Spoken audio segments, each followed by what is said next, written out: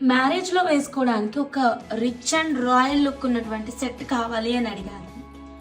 Customer అయితే మాత్రం ఈ బ్యూటిఫుల్ సెట్ అయితే డిజైన్ చేశాను. చాలా అందంగా వచ్చేసింది.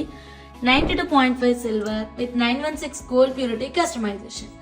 వెరీ ఎక్సలెంట్ అండి. సైడ్ పెండెంట్స్ వచ్చేసి మనం గ్రీన్ కలర్ లో తీసుకున్నాము. ఇక్కడ బీడ్స్ మనం స్కిన్ కలర్ లో తీసుకున్నాము కాబట్టి గ్రీన్ అయితే బాగుంటుందని నేను ఇలా చూస్ చేసుకున్నాను.